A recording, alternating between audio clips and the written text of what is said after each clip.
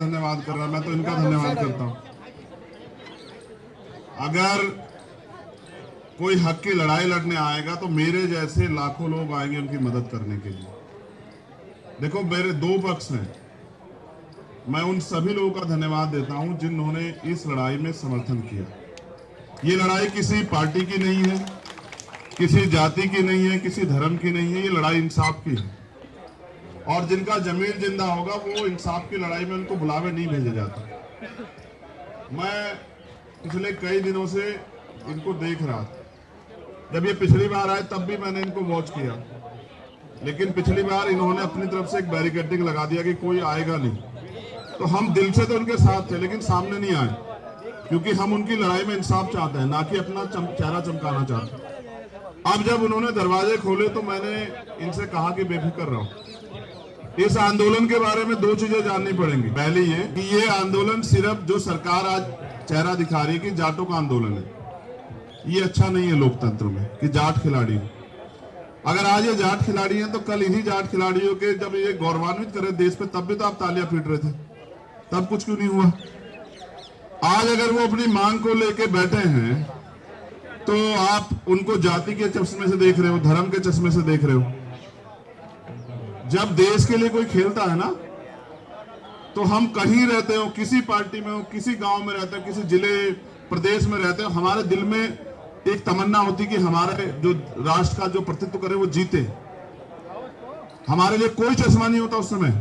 और भारत के जो आबादी है, जिनकी संख्या 140 करोड़ से ज्यादा है, चाहे वो हमारे ये इंटरनेशनल खिलाड़ी हो, चाहे और किसी खेल के जो साथी हो, मेरा आज भी मानना है कि जब इंडिया किसी के लिए खेलता है ना क्रिकेट में, तो हमें ये मतलब नहीं होता कि हमारा काम छूट रहा है, हमारा नुकसान हो रहा है, कुछ भी हो रहा है, लेकिन हम दिल और जान लगा के उम्मीद करते हैं कि हम जीत जाएं। इसके लिए एक भारत के नागरिकों को पैसा थोड़ा मिलता है, ये समर्थन दिल से आता है अपने देश के प्रति। देखो, मैं इनसे भी कहना चाहता हूं, पहले इनसे स्पेशली कहना, ये बहादुर लोग रोते नहीं है, तुम्हारी आंखों के आंसू हमें कमजोर कर रहे हैं। तुम मत रो, तुम आंसू मत बहाओ। तुम्हें क्या लगा था, एक बार कह के देखो कि लोग तुम्हारे लिए सड़कों पे आ जाओ, तुम्हें एहसास भी नहीं होगा कि सब लोग सड़कों पे आ जाएंगे। लेकिन वो वीरांगनाएं जो देश के लिए लड़के आती हैं, एक खिलाड़ी का जीवन समझते हो आप लोग, ये हमारे आम जीवन जैसा नहीं है। पहली बात, इनका कोई व्यक्तिगत जीवन नहीं है। और जब आपको बहुत सारी चीजें खाने पीने का मन होता है, आराम करने का मन होता है, इन सबको त्यागना पड़ता है। एक दिन में थोड़ा ही बनता खिलाड़ी। उसके लिए उसके परिवार की, उसके क्षेत्र की, उसकी कड़ी मेहनत होती है, धूम तपस्या में तप के आता है वो, तब जाके खिलाड़ी बनता है। और आज उन खिलाड़ियों की आंखों में आंसू, ये तो अच्छा नहीं। इनको जीत जाना चाहिए था, लेकिन बुरा यह है कि ताकतवर लोगों को लगता है कि इनको जीतने नहीं देना है। और ये जीत की लड़ाई नहीं है, ये न्याय की लड़ाई। आप महसूस करो क्यों सुप्रीम कोर्ट जाना पड़ा। ये तो काम पुलिस का है ना। अगर किसी के खिलाफ भी कोई शिकायत आती है तो पुलिस एफआईआर करेगी ना। अगर नहीं करेगी तो फिर कानून किस लिए है। हम एक लोकतांत्रिक देश में रहते हैं, अनेक पार्टियां हैं, अनेक जाति हैं, अनेक धर्म हैं, लेकिन लोकतंत्र की खूबसूरती यह है कि आलोचना भी हो, विरोध भी हो, समर्थन भी हो और संघर्ष भी। जब वो अच्छा काम कर रहे थे, खिलाड़ियों ने उनका बढ़ चढ़ के समर्थन किया, कभी विरोध नहीं किया। आज जब वो गलत कर रहे हैं तो उनका विरोध हो रहा है। नैतिकता तो ये कहती है कि जिस व्यक्ति पे आरोप है उसको खुद पर से इस्तीफा देना चाहिए। देखो, मैं वकील भी हूं और हमने बहुत सारे मामले देखे, बड़े से बड़े मामले। मैं स्पष्ट कर देता हूं, ये लड़ाई किसी जाति के प्रति किसी जाति की नहीं है। दोबारा कह रहा हूं, ये लड़ाई हमारे देश के गौरव, हमारी बहनों की, बच्चियों की, भाइयों की और उन ताकतवर लोगों से है जो नहीं चाहते कि बेटियां देश पे गौरव करें। देखो, यहाँ हरियाणा के ज्यादा लोग मुझे दिख रहे हैं, खाप के सम्मानित लोग भी हैं, हमारे नेतागण भी हैं।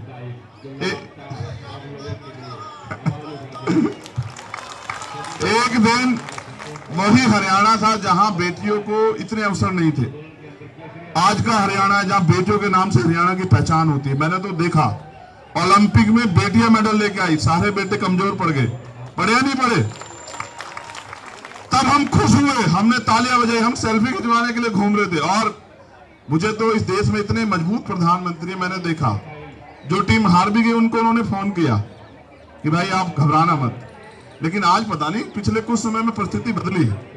आज वो बेटियां यहीं बैठी हैं उनसे कुछ गज की दूरी पे, आज आवाज नहीं जा रही है, आज आवाज नहीं जा रही है। देखो पिछले कुछ समय में बहुत कुछ बदला, इस बात पे गहराई से सोचो आप लोग। ये आज की लड़ाई नहीं, जब भी कोई लड़ने के लिए आए, चाहे वो किसान हो, नौजवान हो, कोई भी हो, चाहे किसी जाति का और धर्म का अपने अधिकारों के लिए आया, सरकार ने एजेंडा सेट कर दिया तभी। अब बजरंग के साथ एक अच्छी बात यह है, आप इसे फोन करो या ये आपको फोन करे तो ये कहेगा सीधा एकदम छुटते कहेगा राम राम जी। अब इसको कैसे आप एजेंडे में सेट करोगे? आप इसको मुसलमान कहोगे, आप इसको खालिस्तानी कहोगे, आप इसको धर्म विद्रोही कहोगे, आप इसको टेररिस्ट कहोगे, क्या कहोगे? यहां सरकार आके फंस जा रही है, वरना सत्यता ये यहां बैठने नहीं देते। ये तुम दमदार लोग हो भाई। अगर यही मुकदमा किसी गरीब आदमी पे हो गया होता ना, उसके परिवार की खाल खींच के घुस भर देती पुलिस। हमने जिंदगी देखी है, यहाँ 20 साल हो गए हमें काम करते हुए। अगर न्याय सबके लिए समान होता, फिर एफआईआर के लिए कोर्ट नहीं जाना पड़ता। देखो ये भी एक सत्य है, जब तक वो फेडरेशन के अध्यक्ष रहेंगे तब तक कुछ भी निष्पक्ष नहीं हो सकता। बिल्कुल, ये बिल्कुल सत्य बात है। जब तक वो फेडरेशन के अध्यक्ष है तब तक निष्पक्ष न्याय तो छोड़ दो, न्याय का मात्र होना नहीं, न्याय दिखना भी चाहिए। जब आप उस पद पे बैठे हो तो कहां से न्याय हो जाएगा? और जब आप उस पद की ताकत का दुरुपयोग कर रहे हो तो कहां से न्याय हो जाएगा?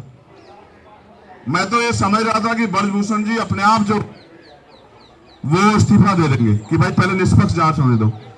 कल से मीडिया ने एक चीज चलाई कि भाई कमेटी की रिपोर्ट भी नहीं पड़ी, वो भी कह रहे हैं कमेटी की रिपोर्ट भी नहीं पड़ी। ओ भैया कमेटी कौन सी है जी? कोई निष्पक्ष कमेटी है? कोई जैसा उस कमेटी को लीड कर रहे हैं सरकार के लोग हैं, सरकार के नेता हैं, सरकार से जुड़े लोग हैं। मेरा तो ऐसा मानना है जिनका रोजगार इस सरकार से चल रहा है वो बेचारे क्या निष्पक्ष हो जाएंगे बताओ? अगर कमेटी बनानी है ना तो चीफ जस्टिस साहब बैठे तो हैं, उनके नेतृत्व में बनवा दो, पता लग जाएगा तुम्हें सारी चीज का कैसे जांच होती है।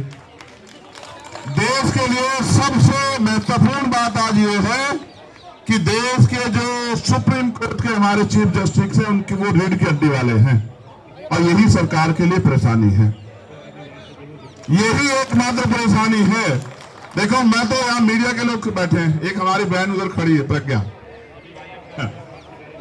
मैं तो ये कहना चाहता हूं सुप्रीम कोर्ट के चीफ जस्टिस साहब से भी कि गरीब आदमी सुप्रीम कोर्ट नहीं पहुंच पाता, आपको उसको सरल बनाना चाहिए। 2-3 लाख रुपए नहीं है लोगों के पास कि लोग सुप्रीम कोर्ट आ जाए, जबकि वो न्याय का सबसे बड़ा मंदिर है।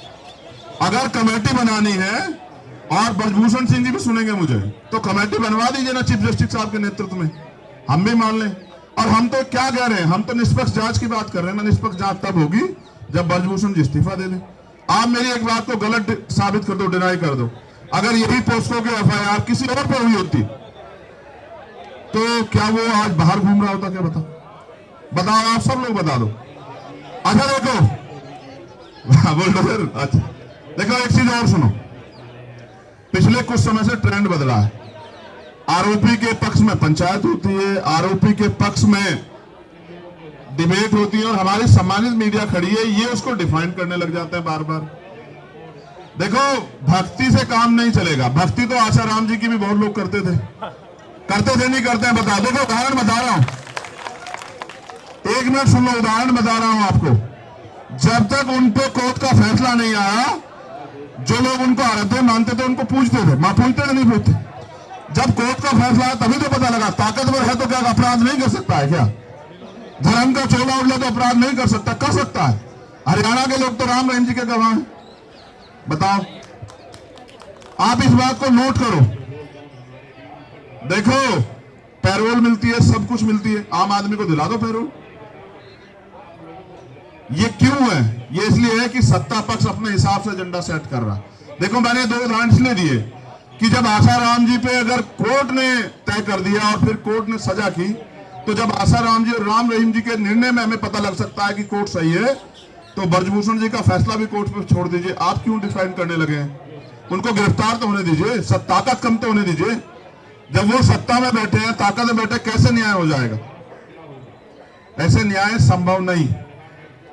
देखो, हमें गौरव करना चाहिए कि किस माहौल में हमारी बहनें और हमारे अंतर्राष्ट्रीय खिलाड़ी जिन्होंने देश का प्रतिनिधित्व किया, आज वो यहाँ हैं। परसों रात पता लगा साहब बिजली काट दी, पानी काट दिया है। गद्दे, चलो चिंता मत करो। देखो मेरे साथ थोड़ा सा ना मैं नया काम अपना कर रहा हूं। बजरंग, साक्षी बैठी है हमारी छोटी बहन। अगर ये काम ना होता तो मेरा गद्दा ही गिरवा देता मैं।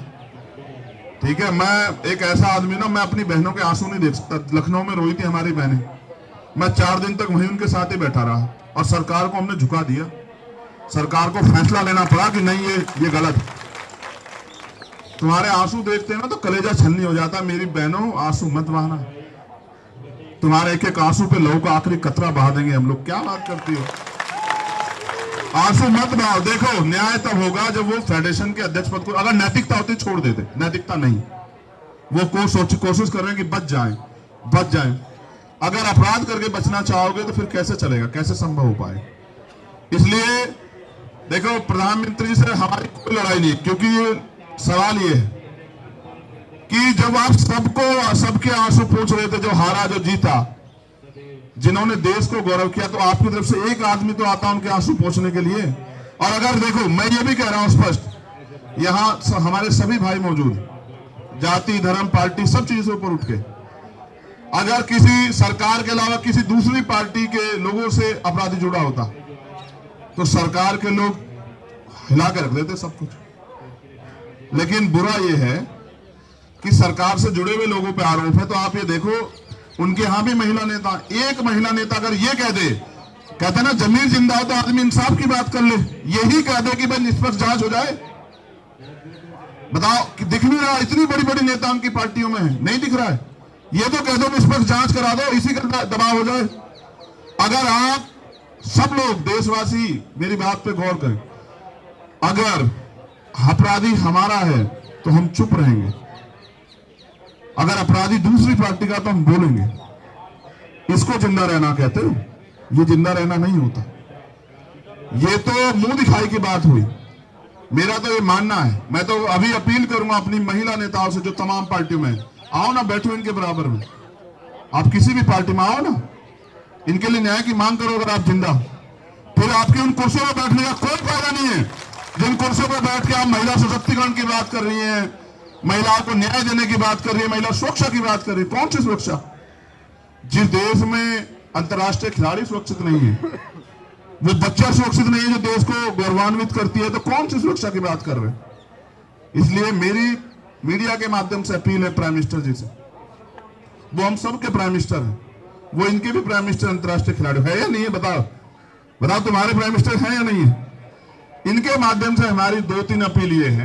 पहला, वो नैतिकता के आधार पर ब्रजभूषण छोड़ दे और जांच होने दे, पहला। दूसरा, कोई भी अगर जांच कमेटी बनानी है न्याय देने के लिए तो वो सुप्रीम कोर्ट की निगरानी में बने। सरकार के लोगों पे कोई भरोसा नहीं, क्योंकि सरकार के लोग तो संरक्षण दे रहे हैं। तीसरा, उनकी गिरफ्तारी होनी चाहिए। पहले उनकी गिरफ्तारी हो, उनकी ताकत कम हो, तब जाके मुझे उम्मीद है कि न्याय सुनिश्चित हो पाएगा। और बड़े पैमाने पर चौथी बात, ये झूठ फैलाना बंद करो कि ये जाट समाज के बच्चे हैं, ये हरियाणा के बच्चे हैं, ये देश के, जब ये मेडल लाए थे ना तब ये देश के ही थे, आज भी ये देश के ही हैं। क्यों भाई, देश के हो या नहीं हो? देखो, जाति व्यवस्था तो इस देश में है और आदमी को पैदा होने के बाद पता लगता है वो किस जाति में पैदा हो गया। पैदा होने से पहले भी किसी को पता होता है कौन सी जाति में। तो जब तक जाति व्यवस्था रहेगी तब तक तो जाति व्यवस्था खत्म हो रही है। ऐसे तो न्याय तो मिल रहा, कहां से खत्म हो जाएगी? ऐसे नहीं खत्म होगी, खत्म करनी पड़ेगी जब अच्छे लोग सोचेंगे इस बारे में भी कि जाति की वजह से कितना नुकसान हो रहा है। चुप हो जाओ, चुप हो जाओ, चुप हो जाओ। देखो, ये देश के बच्चे हैं, देश की बेटियां हैं, हम सबके भाई हैं, बहन हैं। हम इनके लिए न्याय की लड़ाई को मजबूत करने के लिए यहाँ हैं। और मेरा जितने भी राजनीतिक दल के लोग हैं उनसे भी अपील है कि जब आप इसके अंदर आ जाओ, इनके प्रेशर के, जहां इनके सम्मान गौरव की लड़ाई चल रही है, तो अपनी पार्टी को वहां छोड़ाओ पीछे। आपके नारे इनके आंदोलन को बदनाम ना कर दे, इस बात का भी ध्यान रखना है आपको। क्योंकि सरकार के लोगों का एजेंडा है वो किसी भी तरह से आंदोलन को गलत साबित करने के लिए तमाम तरह के प्रयास करेंगे। कोई नारा उनका ही आदमी आके लगा देगा और वो कहेंगे देखो जी वहां तो ये हो रहा है। यहां सिर्फ एक चीज हो रही है कि देश की वीरांगनाएं, देश का गौरव, देश का युवा, देश का नेतृत्व करता जमीन पे बैठ के अपने हक की लड़ाई लड़ रहा है, दिल्ली में बैठ के लड़ रहा है और देश के हुक्मरान कानों में रुई डाल के चैन से सो रहे हैं। और ये किसी भी मुल्क के लिए अच्छा नहीं। अगर आज हम लोग नहीं खड़े हुए, कल आने वाली पीढ़ियां हमसे सवाल पूछेंगी कि जब वहां विनय, साक्षी, बजरंग और तमाम हमारे भाई बहन वहां बैठे थे तब आप लोग घर में चैन से कैसे सो रहे थे बताओ। ये वो देश है जहां बेटियों को पूजा जाता है, जहां उनकी पूजा होती है। उसी देश में इनके आंसुओं का जवाब है क्या सरकार के पास? ताकतवर लोगों के पास जवाब है क्या इनके आंसू का? कौन देगा जवाब? मैं बस ये चाहता हूं, हमारी एक ही मांग है कि इनकी मांगों को सरकार सुने। ये लड़ाई सिर्फ एक ही लड़ाई न्याय की। और अगर ये इतना विवाद चलता रहेगा आपस में तो बताओ कैसे आएगा मेडल? आ जाएगा? जब ये मानसिक रूप से डिस्टर्ब रहेंगे तो कैसे आ जाएगा मेडल? और मेडल नहीं आएगा तो फिर क्या करोगे? फिर दूसरे देश वालों को पकड़ के अपने देश का बना लोगे क्या? कहोगे ये भारत का रहने वाला था पहले है? नहीं, ये गलत है। इसलिए इनकी जायज मांगे हैं, इनकी जायज मांगों पे सरकार को अपना रुख स्पष्ट करना चाहिए। और सबसे पहले पुलिस से भी मेरा ये अनुरोध है कि भाई आपको आरोपी को गिरफ्तार करना चाहिए, उसको जेल में डालना चाहिए और फिर कोर्ट के जरिए, जांच के जरिए जो आए उस पर काम होना चाहिए। और तमाम नेताओं से मेरा ये अनुरोध है जो सरकार में है या सरकार से बाहर है कि वो अगर कुछ नहीं कर सकते सरकार के लोग तो कम से कम इनके लिए जांच की मांग ही कर दो। या इतना भी नहीं कर पाओगे तो जिंदा रहना सिर्फ एक संत कह के गए कि सिर्फ सांसों का रुकना मौत नहीं होती, जिनका जमीर मर जाता वो भी मर जाता। मैंने उदाहरण के तौर पे आपको बताया कि हम मान रहे हैं कि वो सही हो सकते हैं, लेकिन कोर्ट ने तय किया कि हरियाणा के एक संत जो संत नहीं थे, संत तो दुनिया के लिए जीता है, मानवता के लिए जीता है, लोगों के लिए जीता है, लोगों पे उपकार करता है। जो शोषण करता है वो संत नहीं होता, वो ताकतवर नहीं होता। इसलिए मैं अपनी बहनों से कहूंगा हार ना माने, खड़े हो जाओ, जरा एक बार खड़े हो जाओ, आ जाओ, खड़े हो जाओ, तुम भी खड़े हो जाओ। इनका धन्यवाद करो सब लोग कि ये लोग अपने हक के लिए लड़ रहे हैं। और जोर से ताली बजा के धन्यवाद करो। उसका कारण है अगर आज हम लोगों ने इनका हौसला नहीं बढ़ा, मैं खाप के लोगों का धन्यवाद देता हूं जिन्होंने तय किया कि नहीं, न्याय मिलना चाहिए। अगर आज हमने इनका हौसला नहीं बढ़ाया तो कल कोई अपने हक के लिए सड़क पर नहीं आ पाएगा। और अगर इस देश में मांगने से कुछ मिल जाता तो हर व्यक्ति ताकतवर हो जाता। यहां तो लड़ना पड़ता है, छीनना पड़ता है। हमने बहुत आंदोलन देखे हैं और इतिहास में सबसे बड़ा आंदोलन किसान आंदोलन है। 700 लोगों ने कुर्बानी दी तब जाके हम लोग उसे जीते। इसलिए आपसे अपील है बहादुर भाइयों बहनों, एक तो रोएगा नहीं तुम में से कोई। मैं ये भी जानता हूं कि तुम भावुक होकर रोते हो, घबराती नहीं हो, शेरनी हो वैसे तो हमारी बहादुर बहनों, लेकिन रोना नहीं है। आपके आंसू कमजोर करते हैं। आप देखो ये भावुक लोग हैं, पूछो इनसे, है नहीं है भावुक? ऐसा ना हो तुम्हारे आंसू इस देश में सैलाब ला दें। क्रांति जब जन्म लेती है ना, विद्रोह से जन्म लेती है। इस देश का इतिहास गवाह है। शहीद आजम सरदार भगत सिंह जब बलिदान दिए 23 साल के थे। तुम तो 23 साल पार हो, तो जानो कि क्रांति जन्म ले रही है। आपके आंसू सैलाब पैदा कर रहे हैं। जिस दिन अजमा के देख लो, तुम्हारा मन हो बस यहां से कहना कि मैं देशवासियों से कहना चाहता हूं या कहना चाहती हूं कि वो आ जाए यहां। इस दिल्ली में पैर रखने की जगह नहीं मिलेगी। इस दिल्ली के लोग जय जयकार करेंगे। मेरी बात अगर तुम्हें लग रही हो कमजोर, पहले तो ये सब लोग सीनियर लोग जानते हैं कि मैं कोई बात हल्की कहता हूं क्या बताओ? वजूद से ज्यादा नहीं कहता। और इतिहास गवाह, मैंने 5 लाख लोग उतारे यहाँ। सरकार को एक दिन में हमने हिला दिया। देखो, मगर ये लड़ाई न्याय की है ना, इसलिए कह रहा हूं। जिस दिन मन करे अजमा के देखना और कह देना एक बार माइक से कि देशवासियों से मेरी अपील है कि हमारे लड़ाई लड़ने आ जाओ। मैं उन खिलाड़ियों से भी कहना चाहता हूं जो घर बैठे हैं, आज इनकी बारी है, कल आपकी भी आ सकती है। फिर क्या करोगे? फिर किसके पास जाओगे? फिर किसको कहोगे? हमारे यहाँ तो समझाते हैं देसी भाषा में कि एक मुर्गे पे आंच आती है तो दूसरा आराम से दाना खाता है। ना हम मुर्गे हैं ना ये मुर्गे हैं। ये योद्धा है और इनकी लड़ाई लड़ने के लिए हम लोग तैयार हैं। तो आप सबसे अपील है, डटे रहिए और जब आप कहोगे बता देना। तुमसे हार जाएगी सरकार, हमारे जैसे लोगों की तो जरूरत ही नहीं। देख लेना, डटे रहो मैदान में, ठीक है। और जिस दिन प्रशासन के लोगों से, पुलिस के लोग निवेदन है, देखो भाई परसों तो काट वाट दी बिजली यार, देखो हाथ जोड़ के निवेदन है, हाथ ही जोड़ सकते हैं, कमजोर लोग हैं। अब बिजली पानी मत काटना, आप यहाँ काटोगे हम वहां की कटवा देंगे, मुरादाबाद वाली, मोदी नगर वाली। आप बेहतर जानते हो, बताने की जरूरत नहीं है। यहां में अगर हमारे भाई बहन तरसेंगे तो बहुत लोग तरसेंगे, वो भी तरसेंगे जिनके घर में पानी मंत्रियों के बहुत बहता है, वहीं से कटवा देंगे मुरादनगर से। हम जानते हैं पानी का इलाज पानी कहां से होता है, तो इसलिए कह रहे हैं कि भाई हम हरियाणा की मानो, बस ये बात जान लो कि अन्याय नहीं होने देंगे अपने बहन भाइयों के साथ।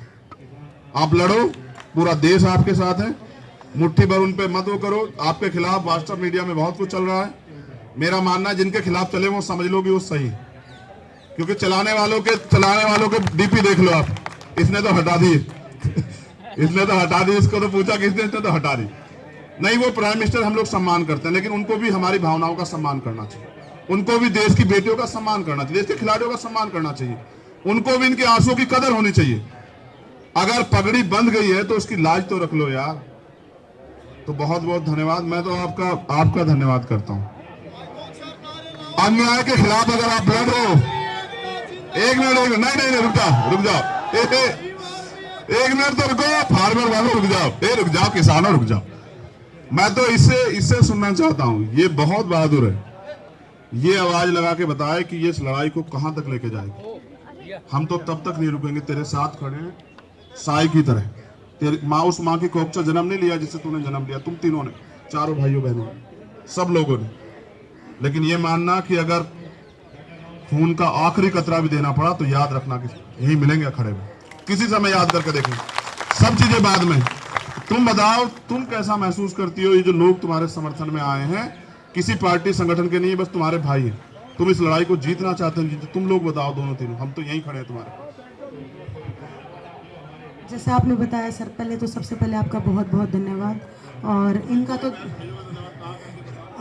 सब का तो बहुत बहुत धन्यवाद है। 8वां दिन है आज, सब लोग डटे हुए हैं, डेली समर्थन में आ रहे हैं, तो बस ऐसे ही साथ बने रहो, और जब तक हमें न्याय नहीं मिल जाता हम यहीं डटे हुए हैं, हम यहीं डटे रहेंगे।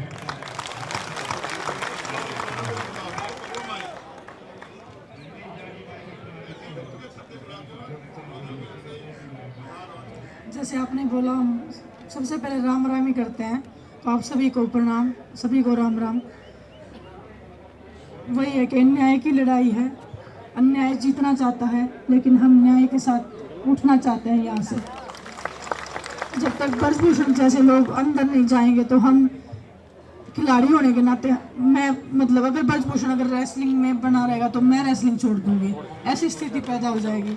तो आने वाली जो हमारी लड़कियां हैं जो रेसलिंग करना चाहती है, जो हमें देख के सपने लेती हैं, तो हम नहीं चाहते कि हम उनके सपने तोड़ें, ये उनके सपनों की लड़ाई है। और ब्रजभूषण जब तक अंदर नहीं होगा हमें नहीं लगता हमें न्याय मिलेगा। तो ब्रजभूषण को अंदर जाना होगा और हमें मतलब न्याय दिलाने के लिए आपको लड़ना होगा। धन्यवाद। आप सभी को राम राम। जैसे भाई ने हमें हौसला दिया है तो उससे और मजबूती मिल रही है आप लोगों का प्यार देख के और समर्थन देख के। और जैसे भाई ने कहा है ना, ऐसे इंसाफ लेके ही उठेंगे, तो इंसाफ लेके ही उठेंगे।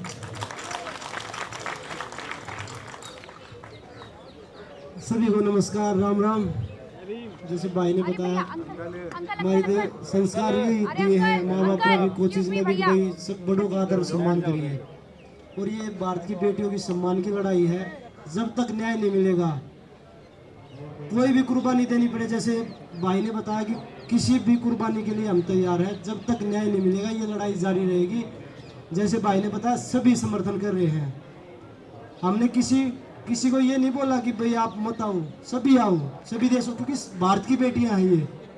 और जब तक न्याय नहीं मिलेगा हम साथ में खड़े हैं, डटे हैं और हर कुर्बानी देने के लिए तैयार हैं। और मैं भाई का भी यहाँ पे आए हैं हौसला देने के लिए। धन्यवाद तो नहीं बोलूँगा भाई, क्योंकि भाई ने भी बता दिया कि फैमिली में कोई धन्यवाद नहीं होता, अपनों का कोई धन्यवाद नहीं होता।